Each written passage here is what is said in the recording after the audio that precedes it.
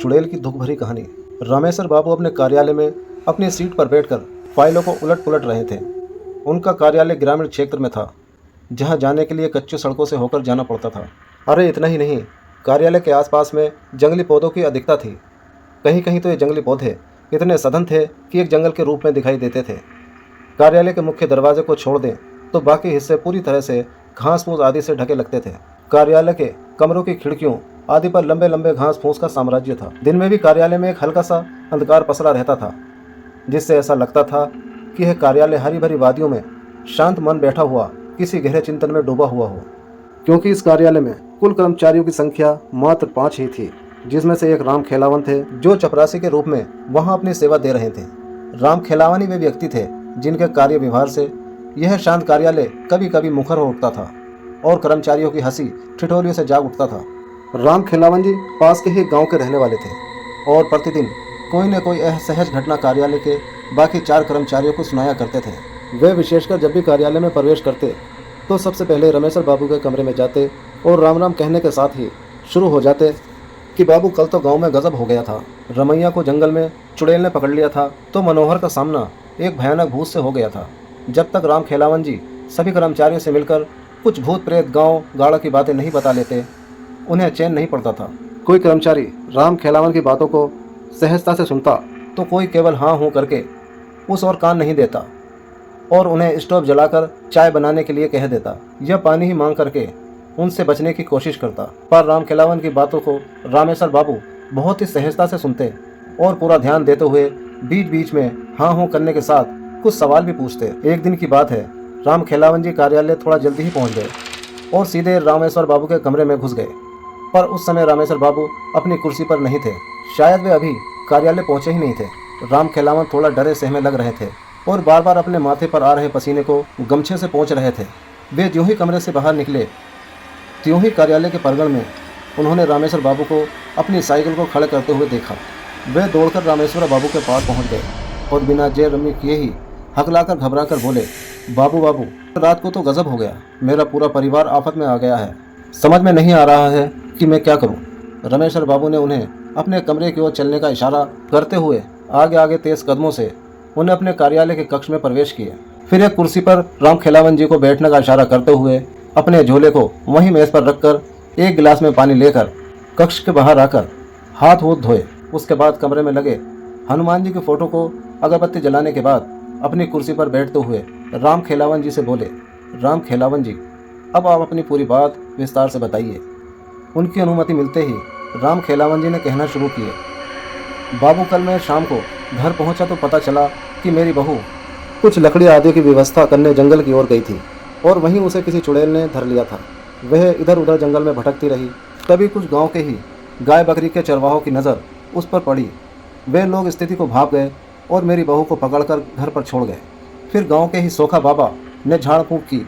उसके बाद उस चुड़ैल से छुटकारा मिला, पर आज सुबह से उस पर फिर चुड़ैल हावी हो गई है। सुबह से ही सोखा बाबा उसे उतारने लगे हैं, पर वह छोड़कर जाने का नाम ही नहीं ले रही है। समझ में नहीं आ रहा है कि क्या करूं। राम खेलावन की बात सुनकर रामेश्वर बाबू थोड़े गंभीर हुए और अचानक पता नहीं क्या सूझा कि हंसने लगे। रामेश्वर बाबू की यह हालत देखकर राम खेलावन जी तो और हक्के बक्के हो गए।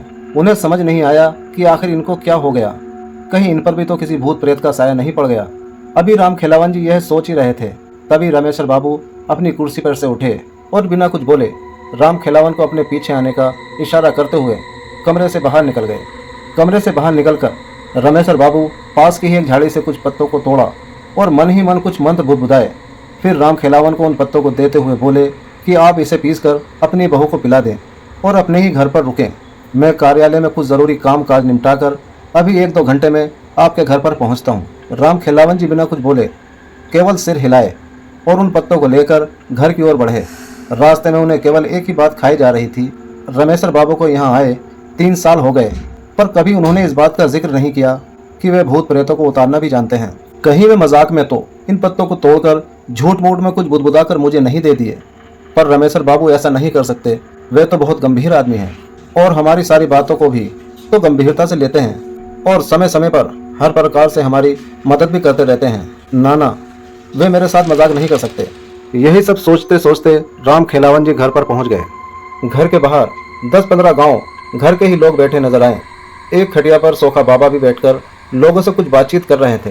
राम खेलावन को देखते ही सोखा बाबा बोल पड़े, राम खेलावन, यह चुड़ैल तो बहुत ही ढीठ है। रात को तो छोड़ दी थी, पर सुबह फिर से आ गई। 2-3 घंटे मैंने कोशिश किया, पर छोड़कर जाने का नाम ही नहीं ले रही है। अभी भी आंगन में नाच कूद रही है। मेरे मंत्रों का अब तो उस पर कुछ असर भी नहीं हो रहा है। यहाँ तक कि मेरी भी मजाक उड़ा दी। इतना सब होने के बाद मैं उसे छोड़कर बाहर आकर बैठ गया हूँ। मैं अब कुछ नहीं कर सकता। मेरा जितना पावर था वह सब आजमा लिया। राम खेलावन जी सोखा बाबा की ही बगल में बैठे हुए अपनी लड़की को आवाज लगाएं। उनकी लड़की घर से दौड़ते हुए बाहर निकली। फिर राम खेलावन जी ने उन पत्तों को उसे देते हुए कहा कि अभी इन्हें पीसकर बहू को पिला दो। अगर ना नुक्कर करती है तो जबरदस्ती पिलाओ। इसके बाद राम खेलावन की लड़की उन पत्तों को लेकर घर में गई तथा उन पत्तों को पीसकर अपनी भाभी को पिलाई। अरे ये क्या! एक घूंट अंदर जाते ही राम खेलावन जी की बहू तो काफी शांत हो गई और वहीं आंगन में ही एक तराई पर बैठ गई। अब उसके व्यवहार में काफी अंतर आ गया था। उसका कूदना नाचना बंद हो गया था। राम खेलावन जी की लड़की दौड़ते हुए घर में से बाहर निकली और राम खेलावन जी की ओर देखकर बोली, बाबू बाबू, भाऊजी को अब आराम हो गया है। वे आंगन में ही अब शांति से बैठ गई हैं। बाहर जितने भी लोग बैठे थे वह सब हाथ परवे हो गए। आखिर जो चुड़ैल इतने बड़े सोखा से भी बस में नहीं आई, वह 2-4 पत्तों को पीने से कैसे बस में आ सकती है? आखिर वे कैसे पत्ते थे? क्या किसी धर्म स्थान से लाए गए थे या किसी बहुत बड़े पंडित, ओझा, सोखा आदि ने दिए थे? वहाँ बैठे लोगों में से एक ने राम खेलावन जी की ओर देखा पर कुछ बोले इससे पहले ही राम खेलावन जी ने उन पत्तों के बारे में बता दिया। सभी लोग बिन देखे उस रामेश्वर बाबू के प्रति नतमस्तक हो गए। सोखा बाबा ने कहा कि वास्तव में आपके रामेश्वर बाबू तो बहुत पहुंचे निकले। जिस चुड़ैल को बस में करने के लिए मैंने सारे हथकंडे अपना लिए, उसे उनके मंत्री 2-4 पत्तों ने बस में कर लिया। फिर तो राम खेलावन जी थोड़ा तनकर बैठ गए और लगे रामेश्वर बाबू का गुणगान करने। अभी वे लोग आपस में बात ही कर रहे थे, तभी रामेश्वर बाबू की साइकिल वहां रुकी। रामेश्वर बाबू को देखते ही राम खेलावन जी दौड़कर रामेश्वर बाबू के हाथ से साइकिल लेकर खुद ही खड़ी करते हुए बोले, रामेश्वर बाबू, आपके पत्तों ने तो कमाल कर दिया। अब बहू काफी अच्छी है और शांति से आंगन में बैठी है। रामेश्वर बाबू के इतना कहते ही वहां बैठे सभी लोग खड़े हो गए और रामेश्वर बाबू की जय रश्मि करने लगे। रामेश्वर बाबू सबका अभिवादन स्वीकार करते हुए उन लोगों के बीच ही एक खाट पर बैठ गए। फिर रामेश्वर बाबू ने राम खेलावन जी की बहू को घर में से बाहर बुलाया। वे काफी शांत थी, पर रामेश्वर बाबू को लगा कि अभी भी वह चुड़ैल यहीं है और पत्तों का असर खत्म होते ही फिर से इसे जकड़ लेगी। रामेश्वर बाबू ने राम खेलावन जी की बहू को अपने पास बैठने का इशारा करते हुए कुछ मंत्र बुदबुदाने लगे। अरे ये क्या! राम खेलावन जी की बहू घबराकर बोल उठी, मुझे छोड़ दीजिए, मैं जा रही हूँ। मैं अब कभी भी इसे नहीं पकड़ूंगी। मुझे जाने दीजिए, मुझे जाने दीजिए। मैं जल रही हूँ, मुझे छोड़ दीजिए। इस चुड़ैल को इस तरह गिड़गिड़ाते हुए देखकर राम खेलावन जी की काफी हिम्मत बढ़ गई। वे बोल पड़े, रामेश्वर बाबू, इसे छोड़िएगा मत, इसे जलाकर भस्म कर दीजिएगा, इसे जलाकर भस्म कर दीजिए। पर वे चुड़ैल राम खेलावन जी की ओर ध्यान न देते हुए रामेश्वर बाबू की ओर दयनीय स्थिति में देखते हुए अपने प्राणों की भीख मांगती रही। रामेश्वर बाबू काफी गंभीर लग रहे थे। वे राम खेलावन जी की बहू की ओर गुस्से में देखते हुए बोले कि तुम कौन हो और इसे क्यों पकड़ी? इस पर वह चुड़ैल गिड़गिड़ाते हुए बोली कि मैं पास के ही जंगल में रहती हूँ। मैं बंजारा परिवार से हूँ। एक बार हमारे परिवार ने इसी जंगल के बाहर अपना टेंट लगाया था। शाम के समय मैं लकड़ी लेने जंगल में प्रवेश की। मुझे पता नहीं चला कि कब मैं घने जंगल में पहुंच गई और रास्ता भी भटक गई। तब तक रात भी होने लगी थी। जंगल में पूरा अंधेरा बरसना शुरू हो गया था। मैं थोड़ी डर गई थी, पर हिम्मत नहीं खोई थी। अचानक मेरे दिमाग में एक विचार आया। मैंने सोचा कि रात के अंधेरे में अब रास्ता खोजना ठीक नहीं, कहीं किसी जंगली जानवर का शिकार ना हो जाऊं। इसलिए मैंने हिम्मत करके वहीं एक मोटे जंगली पेड़ पर चढ़कर बैठ गई। मैंने सोचा कि सुबह होते ही मेरे परिवार के लोग जरूर मुझे खोजने आएंगे और अगर नहीं आए तो मैं दिन में अपना रास्ता खोज लूंगी। पर वह रात शायद मेरे जीवन की समाप्ति के लिए ही आई थी। मैं जिस पेड़ पर चढ़कर बैठी थी उसी पर एक प्रेत का डेरा था। आधी रात तक तो सब कुछ एकदम ठीक ठाक था, पर इसके बाद अचानक वह प्रेत कहीं से उस पेड़ पर आ बैठा। उसके आते ही जैसे पूरे जंगल में भयंकर तूफान आ गया हो। अनेकों पेड़ों की डालियां तेज हवाओं से डरावने रूप से हिलने लगी। अनेकों पेड़ों की डालियां तेज हवाओं से डरावने रूप से हिलने लगी थी। मुझे देखते ही वह जोरदार ढंग से अट्टहास किया और मुझे कोई प्रयत्न ही समझकर बोला कि तुम्हें पता नहीं कि यह मेरा निवास है। मैं कुछ जरूरी काम से जंगल से बाहर क्या गया, तूने मेरे बसेरे पर कब्जा कर लिया, मैं तुझे छोड़ूंगा नहीं। इतना कहकर वह मेरी तरफ झपटा। अत्यधिक डर से तो मेरी चीख निकल गई। मैं बहुत तेज चिल्लाई कि मैं कोई प्रेतनी नहीं हूँ, मैं इंसान हूँ, इंसान। मेरी बातों को सुनकर तो वह और जोर जोर से अट्ठास करने लगा और बोला, कि मुझे एक संगनी चाहिए। तुझे अगर सही सलामत रहना है तो मुझसे विवाह करना होगा। मरती तो क्या ना करती। मैंने सोचा कि अब इस समय बस एक ही रास्ता है कि इसकी बातों को मान लिया जाए और दिन उगने के बाद यहाँ से खिसक लिया जाए। मैंने उसके हाँ में हाँ मिलाते हुए अपनी सहमति दे दी। मुझे क्या पता था कि यह सहमति मुझ पर भारी पड़ेगी। इतना कहने के बाद राम खेलावन की बहू पर सवार वह चुड़ैल फूट फूट कर रोने लगी।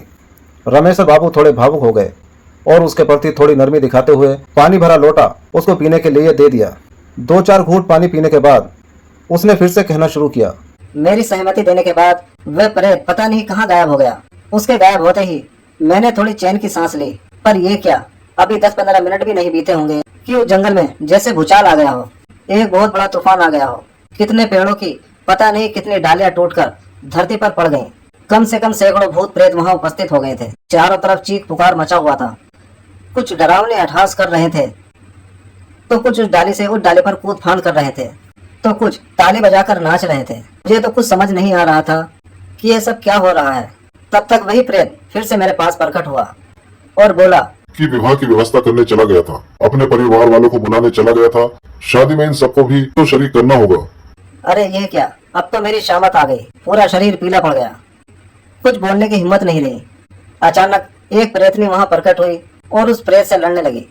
वह प्रेतनी बोल रही थी कि मेरे रहते हुए तू दूसरी शादी करेगा। कदापि नहीं, कदापि नहीं, मैं ऐसा नहीं होने दूंगी। और इतना कहने के साथ ही उस प्रेतनी ने उस डाल से मुझे धक्का दे दिया और जमीन पर गिरने के कुछ ही समय बाद मेरी अहलीला समाप्त हो गई थी। इतना कहने के साथ ही वह चुड़ैल फिर से रोने लगी। इसके बाद रमेश्वर बाबू ने उस चुड़ैल को चुप रहने का इशारा करते हुए कहा कि आज के बाद तू इन गांव वालों को कभी परेशान नहीं करेगी। चुड़ैल ने हामी भरते हुए कहा, ठीक है, पर मैं तो एक बहुत ही छोटी सी आत्मा हूँ। इन पास के जंगलों में पता नहीं कितनी भयानक भयानक आत्माएं विचरण करती है। आप उन सबसे इन गांव वालों को कैसे बचा पाएंगे? उस चुड़ैल की इस बात को सुनते हुए रमेश्वर बाबू हल्की मुस्कान में बोले, तू तो बख्श इन लोगों को, बाकी भूत प्रेतों से कैसे निपटना है वह तो मुझ पर छोड़। इसके बाद रमेश्वर बाबू ने लोगों को अब कभी न पकड़ने की बात उस चुड़ैल से 3 बार कबूल करवाई तथा साथ ही उसे थूक कर चाटने के बाद ही जाने दिया। रमेश्वर बाबू ने उस चुड़ैल से तो गांव वालों को छुटकारा दिला दिया, पर क्या वह दूसरे भूत प्रेतों से उन गांव वालों की रक्षा कर पाए? राज को राज ही रहने दिया जाए। खैर, आप लोग बताइए, ये बहुत ही काल्पनिक कहानी आप लोगों को कैसी लगी?